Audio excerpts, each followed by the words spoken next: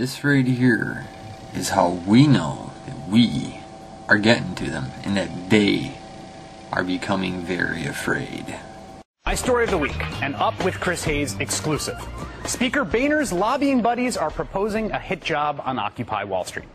This week, here at Up, we obtained a memo written for the American Bankers Association that lays out a plan for a nearly $1 million campaign against Occupy Wall Street and any politicians who might express sympathy for Occupy Wall Street, including specific Democratic politicians in contested races. The memo was prepared by the Washington lobbying firm Clark, Lytle, Geduldig, and Cranford, or CLGC for short. Two of the partners at the firm are former aides to Speaker John Boehner, and the firm's website boasts of its closeness to the current speaker. Prepared as a pitch document for the American Bankers Association, a client of CLGC, the memo lays out the political threat Occupy Wall Street poses for the banks and their sworn defenders in the Republican Party. Democratic victories in 2012, the authors write, would mean more than just short-term political discomfort for Wall Street firms. It has the potential to have very long-lasting political, policy, and financial impacts on the companies in the center of the bullseye. So here we have, in black and white, former Boehner aides who now lobby for Wall Street, admitting Democrats will be tougher on Wall Street, and they also admit that Occupy Wall Street and emboldened Democrats might push Republicans to distance themselves from Wall Street's bigger firms. The bigger concern, in the words of the memo's authors, quote, should be that Republicans will no longer defend Wall Street companies. In order to head off this terrifying eventuality, the memo proposes a program of opposition research on Occupy Wall Street activists, which, quote, will also identify opportunities to construct fact-based negative narratives of the O.W.S. for high-impact media placement to expose the backers. They admit that individual companies under threat by O.W.S. and its adoption by Democrats likely will not be the best spokespeople for their own cause because, well, everyone hates the bankers. So the former Boehner aides who now lobby for Wall Street sketch out a strategy of deploying proxies to shill for Wall Street and against Occupy without the public knowing. The former Boehner aides also urge big banks to punish politicians who target them early on in order to send a message. Quote, a big challenge is to demonstrate that these companies still have political strength and that making them a political target will carry a severe political cost. And they say that a strong media placement early in a transition to adopt the O.W.S. movement will send a powerful signal about the risks of carrying that through. One goal of this campaign, the former Boehner aides turned Wall Street lobbyists write, is to, quote, provide cover for political figures who defend the industry. They are proposing a campaign using Wall Street money to defend Wall Street's political allies and specifically targeting Democratic politicians for re-election who might stand up to Wall Street, naming Ohio Senator Sherrod Brown and identifying Senate races in Florida, Pennsylvania, Virginia, Wisconsin, and New Mexico for targeting as well.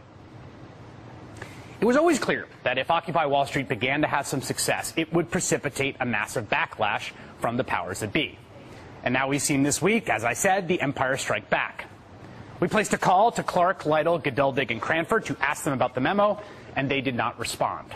The American Bankers Association told us, quote, our government relations staff did receive the proposal. It was unsolicited, and we chose not to act on it in any way.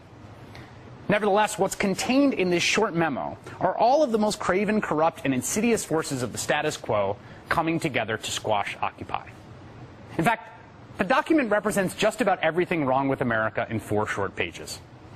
We have a lobbying firm whose webpage glowingly advertises that Sam Geduldig, a former Boehner staffer, quote, knows how to kill legislative threats to his clients, drawing up a battle plan for the financial industry and its 1% members to use their deep pockets to attack the Occupy movement and protect the bank's financial interests by creating, quote, political cover for bank-friendly policies. And while doing this, they would, of course, have the help and connections of fellow partner Jay Cranford, who just a few short months ago was working as a policy aide to Speaker Boehner. Here's the thing to consider. This is the most important point. This is just one memo from one firm that we just happened to get our hands on.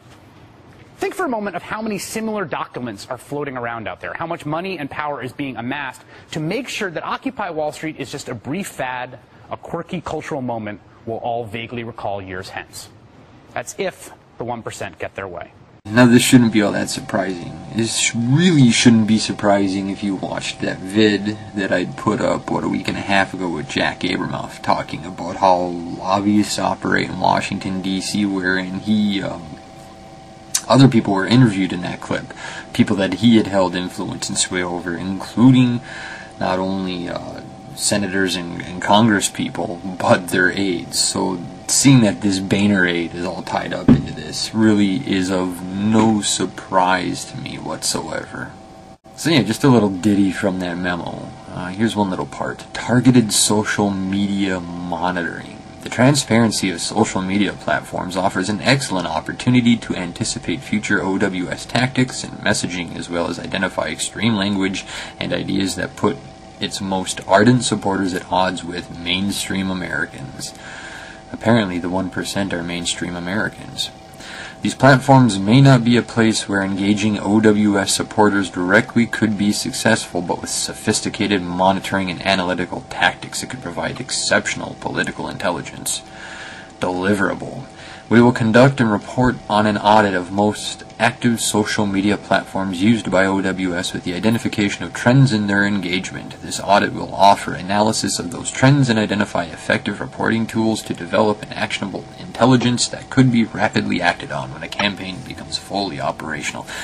This sounds like something straight out of the DHS handbook. Speaking of the DHS, it was another leaked statement wherein it had been discovered that recent crackdown they had at the various occupied, I believe it was 12 different cities, including Oakland and New York, that the mayoral meeting between the heads of these cities was actually, shall we say, facilitated by the Department of Homeland Security. Now, please forgive me when we look back 10 years ago and look to the origin of the Department of Homeland Security. It was created in response to a terrorist attack on this country. And now we have said department aiding and targeting U.S. citizens who are actively engaging in their First Amendment rights, the right to free speech, the right to assemble. The irony. By implication, that would make all of us, those that stand opposed to the 1%, terrorists. That's some fucked up shit. Anyway, just some food for thought. That's all I've got for now. Later. Peace.